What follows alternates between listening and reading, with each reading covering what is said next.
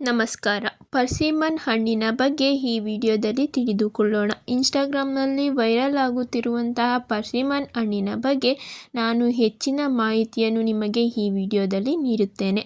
Persimmon ಒಂದು ಋತುಪ್ರಧಾನದ ಹಣ್ಣು. ಇದು ಸಾಮಾನ್ಯವಾಗಿ ಕಿತ್ತಳೆ ಅಥವಾ ಕೆಂಪು ಕಿತ್ತಳೆ ಬಣ್ಣದಲ್ಲಿದ್ದು ರುಚಿಯಲ್ಲಿ ಸಿಹಿಯಾಗಿರುತ್ತದೆ. ಈ ಹಣ್ಣು ಚೀನಾ, ಜಪಾನ್, ಕೊರಿಯಾ ದೇಶಗಳಲ್ಲಿ ಹೆಚ್ಚು ಪ್ರಸಿದ್ಧವಾಗಿದೆ. ಭಾರತದಲ್ಲಿಯೂ ಈಗ ನಿಧಾನವಾಗಿ ಬಳಕೆಯಾಗುತ್ತಿದೆ. ಈ ಹಣ್ಣಿನಲ್ಲಿ ಎರಡು ರೀತಿಯಾದ ಹಣ್ಣಿರುತ್ತದೆ. ಒಂದು ಸಿಹಿಕರವಾದ ಹಣ್ಣು. ಈ ಸಿಹಿಕರವಾದ ಹಣ್ಣನ್ನು ಪೂರ ಹಣ್ಣಾದ ಮೇಲೂ ಕೂಡ ಸೇವಿಸಬಹುದು ಮತ್ತು ಕಾಯಿ ಇದ್ದಾಗಲೂ ಕೂಡ ತಿನ್ನಬಹುದು. ಸಿಹಿಯಾದ ಪರ್ಸಿಮನ್ನನ್ನು ಎಲ್ಲ ಹಂತದಲ್ಲಿಯೂ ಕೂಡ ಸೇವಿಸಬಹುದು. ಕಹಿ ಪರ್ಸಿಮನ್. ಈ ಕಹಿ ಪರ್ಸಿಮನ್ ಹಣ್ಣನ್ನು ಪೂರ ಹಣ್ಣಾದ ನಂತರವೇ ಸೇವಿಸಬೇಕು. ಕಾಯಿ ಇದ್ದಾಗ ತಿಂದರೆ ಇದು ತುಂಬಾ ಕಹಿ ಇರುತ್ತದೆ. ಹಣ್ಣಾದ ನಂತರವೇ ಸೇವಿಸುವುದು ಉತ್ತಮ.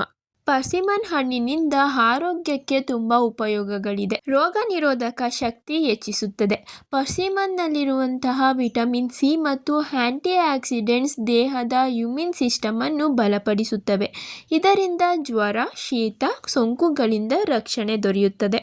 ಹೃದಯದ ಆರೋಗ್ಯಕ್ಕೆ ಒಳ್ಳೆಯದು. ಕೊಲೆಸ್ಟ್ರಾಲ್ ಕಡಿಮೆ ಮಾಡಲು ಸಹಾಯ ಮಾಡುತ್ತದೆ. ರಕ್ತದ ಒತ್ತಡ ನಿಯಂತ್ರಣಕ್ಕೆ ಬರುತ್ತದೆ. ಹೃದಯಾಘಾತದ ಅಪಾಯ ಕಡಿಮೆಯಾಗುತ್ತದೆ. ಇದರಲ್ಲಿರುವ ಪೊಟ್ಯಾಷಿಯಂ ಮತ್ತು ಫೈಬರ್ ಹೃದಯವನ್ನು ಆರೋಗ್ಯವಾಗಿಡಲು ಸಹಾಯ ಮಾಡುತ್ತದೆ. ಜೀರ್ಣಕ್ರಿಯೆ ಸುಧಾರಣೆ. ಪರ್ಸಿಮನ್ ಹಣ್ಣಿನಲ್ಲಿ ಹೆಚ್ಚು ಫೈಬರ್ ಇರುವುದರಿಂದ ಮಲಬದ್ಧತೆ ನಿವಾರಣೆ, ಹೊಟ್ಟೆ ಶುದ್ಧೀಕರಣ, ಅಜೀರ್ಣ ಸಮಸ್ಯೆ ಕಡಿಮೆಯಾಗುತ್ತದೆ. ಮಧುಮೇಹ ನಿಯಂತ್ರಣಕ್ಕೆ ಸಹಾಯಕಾರಿ. ರಕ್ತದಲ್ಲಿನ ಸಕ್ಕರೆ ಮಟ್ಟ ಸಮತೋಲನಕ್ಕೆ ಬರಲು ಸಹಾಯ ಮಾಡುತ್ತದೆ. ಇದರಲ್ಲಿರುವ ಫೈಬರ್ ಸಕ್ಕರೆ ಏರಿಕೆಯನ್ನು ನಿಧಾನಗೊಳಿಸುತ್ತದೆ. ಆದರೆ ಮಧುಮೇಹಿಗಳು ವೈದ್ಯರ ಸಲಹೆ ಅಗತ್ಯ. ಮಧುಮೇಹಿಗಳು ವೈದ್ಯರ ಸಲಹೆ ಪಡೆಯದೆ ಇದನ್ನು ಸೇವಿಸಬೇಡಿ, ಏಕೆಂದರೆ ಇದರಲ್ಲಿ ಸಿಹಿಯ ಅಂಶ ಹೆಚ್ಚಿರುವುದರಿಂದ ವೈದ್ಯರ ಸಲಹೆ ಪಡೆಯುವುದು ಉತ್ತಮ. ಮಧುಮೇಹಿಗಳು ಇದನ್ನು ಮಿತ ಪ್ರಮಾಣದಲ್ಲಿ ಸೇವಿಸಿದರೆ ಮಾತ್ರ ಮಧುಮೇಹಿಗಳಿಗೆ ಈ ಹಣ್ಣು ಉಪಯುಕ್ತವಾಗಿರುತ್ತದೆ. ಕಣ್ಣುಗಳ ಆರೋಗ್ಯಕ್ಕೆ ಒಳ್ಳೆಯದು. ವಿಟಮಿನ್ ಎ ಅಧಿಕವಾಗಿರುವುದರಿಂದ ದೃಷ್ಟಿಶಕ್ತಿ ಹೆಚ್ಚುತ್ತದೆ. ಕಣ್ಣು ಒಣಗುವ ಸಮಸ್ಯೆ ಕಡಿಮೆಯಾಗುತ್ತದೆ. ರಾತ್ರಿ ಕುರುಡುತನ ತಡೆಯುತ್ತದೆ. ಪರ್ಸಿಮನ್ ಹಣ್ಣು ಚರ್ಮದ ಸೌಂದರ್ಯವನ್ನು ಹೆಚ್ಚಿಸುತ್ತದೆ.